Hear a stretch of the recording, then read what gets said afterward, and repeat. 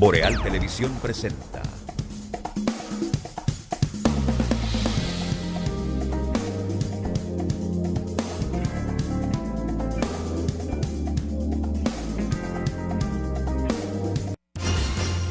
Y ahora, Realidad en Contexto, con el licenciado Julio Pérez Peña.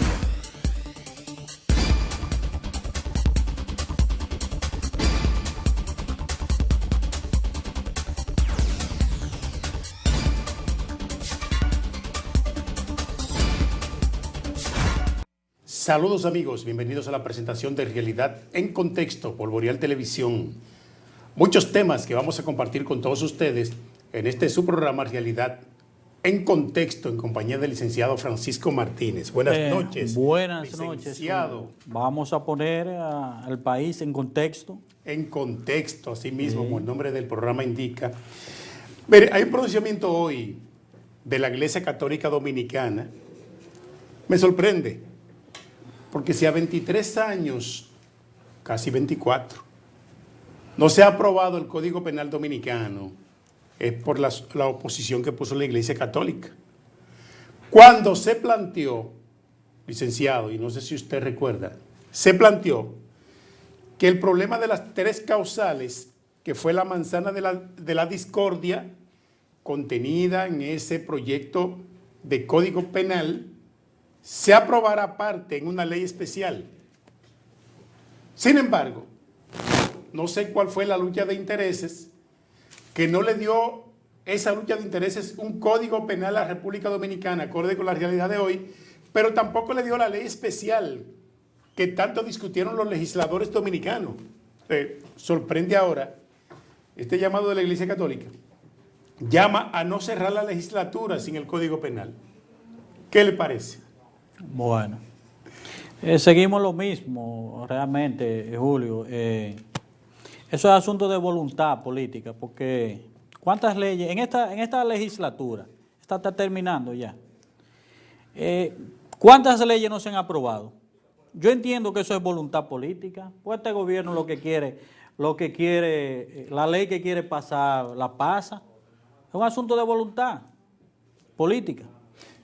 Bueno, voluntad política por un lado, licenciado, pero como usted comprenderá, cuando hay intereses contrapuestos, entre esto, que usted lo sabe muy bien, intereses poderosos de la Iglesia Católica, y las iglesias evangélicas que también se han estado manifestando en apoyo a la Iglesia Católica, para que el Código Penal se apruebe sin las tres causales, que fue el único problema. Bueno, surgió otro después, que fue el asunto de género, me parece. Pero vamos a lo mismo, Julio. Sí. Se planteó la solución. Si el problema eran las tres causales, ¿por qué no se dejó, verdad, esas tres causales para discutirla y se apruebe el Código Penal, que ya lamentablemente está desfasado? Eso no sirve para nada. Entonces, si ya se llegó a eso, ¿por qué ese tema de las tres causales se dejan para un próximo, para discutirlo? Entonces se apruebe el Código Penal. Cierto. Porque si ese es el problema, las tres causales, se sigue discutiendo y se aprueba el Código Penal. Es así. Lo lamentable de todo esto es que tenemos ya 23 años y meses en la discusión de un proyecto de reforma a una norma jurídica que viene a sancionar los nuevos tipos penales que se están dando en la sociedad dominicana, que no son sancionados así de manera tan drástica. Por ejemplo, el delito electrónico no tiene tanta sanción en el Código Penal dominicano. Lo que dice delito de alta tecnología, ¿no es? Sí, delito de alta tecnología. Pero que hay que ampliar en el Código Penal un capítulo que sancione de manera drástica el delito electrónico, porque como usted comprenderá, la mayor cantidad de robo, atraco, estafa se están dando en redes sociales. Se dan más robos ahí, en línea, en redes, claro. que los que se dan en la calle, Claro. a ciudadanos que son asaltados.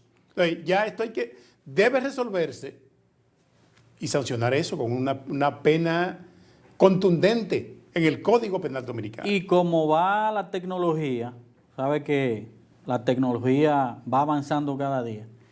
Esos delitos cada vez son más finos, si te das cuenta. Mucho los estafadores. más, mucho más. Entonces, realmente, si yo digo que es asunto de voluntad política, si el gobierno, porque incluso el presidente, eso fue incluso una promesa de campaña del presidente. Sí. Eso fue una campaña. En campaña él dijo, ofreció eso, un nuevo código penal.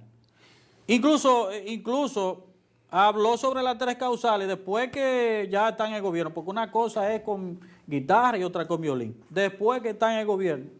Entonces, el presidente quiere dejárselo a otros sectores que determinen eso. Y la otra realidad fue la que usted planteó, la lucha de intereses. Estoy de acuerdo con usted en esa parte.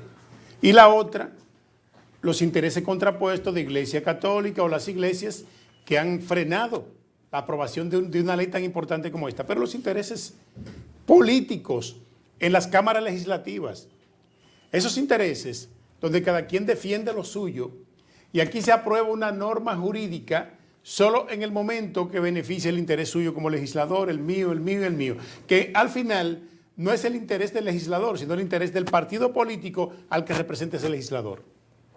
Eso es lo que pasa. Por ese camino vamos mal. Por eso usted ve que aquí se han aprobado normas que después han vuelto al Congreso.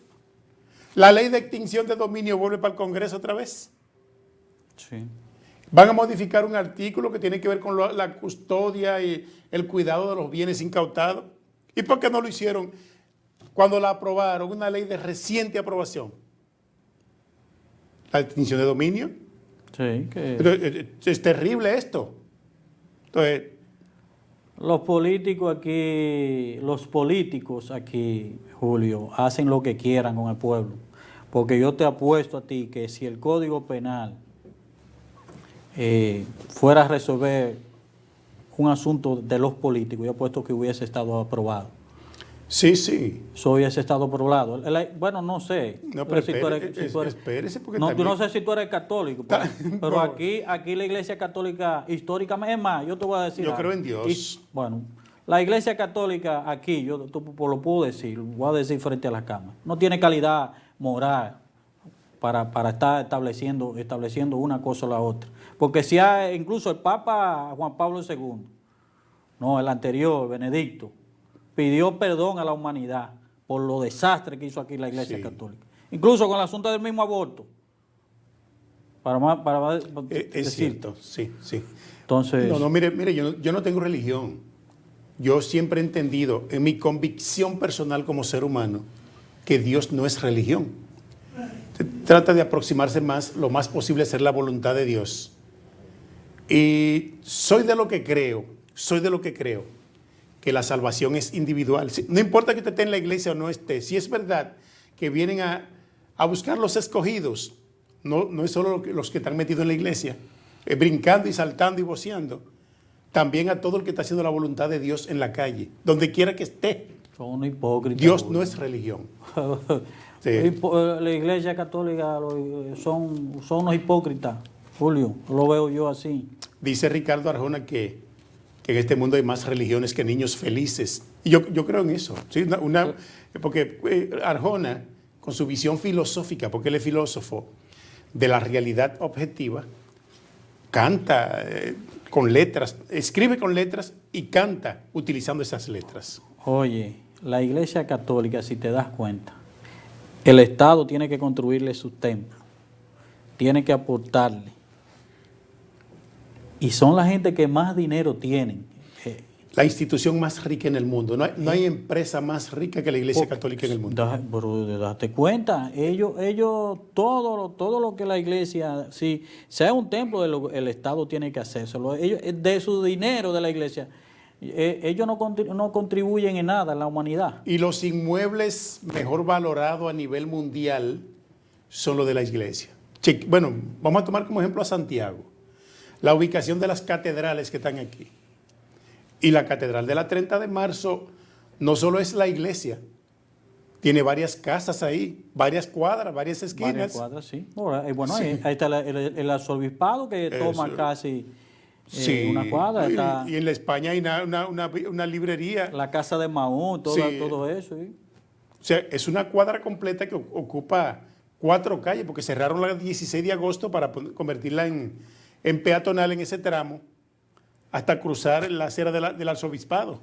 Ahora dime tú, ¿cuál ha sido el aporte? No. ¿Cuál es un aporte importante de la iglesia católica? Aquí tuvimos un cardenal que llamaba Chusma a los pobres. ¿Cuál era ese? Usted sabe cuál es. El referente es muy... Era obispo, ¿verdad? Es muy reciente, un obispo metropolitano de Santo.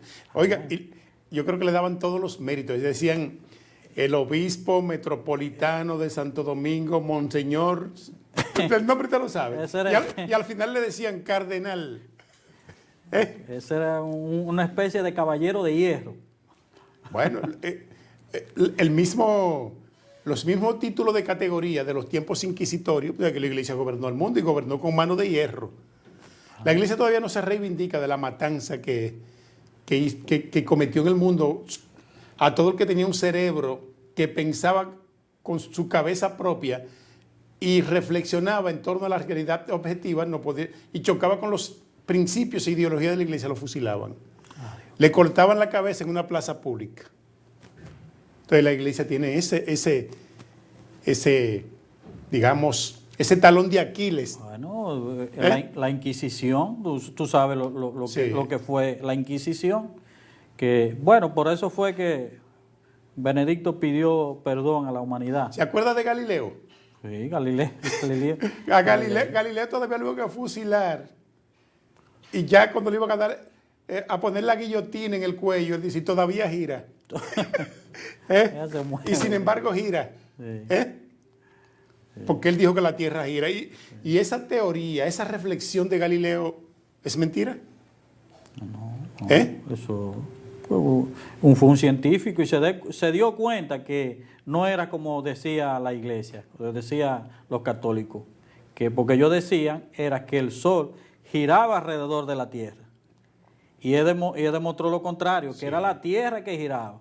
Por eso fue que cuando él inventó el telescopio, con el mismo telescopio le dieron. Sí, porque tú no puedes contradecir a Dios. Bueno, porque la iglesia está sustentada en dogma, creencias que están basadas en el mito, la fe. La fe y la creencia. De ahí el conflicto. Nosotros que estudiamos profundamente la filosofía, que se dio entre ciencia, religión y filosofía. Claro. Ese conflicto que se dio entre ciencia, religión y filosofía, que la religión no aceptaba los postulados de la ciencia y que han acertado a lo largo de la historia. No, la ciencia. Porque la ciencia pasa por un proceso donde lo primero es experimentación, observación primero. Observación. Hipótesis.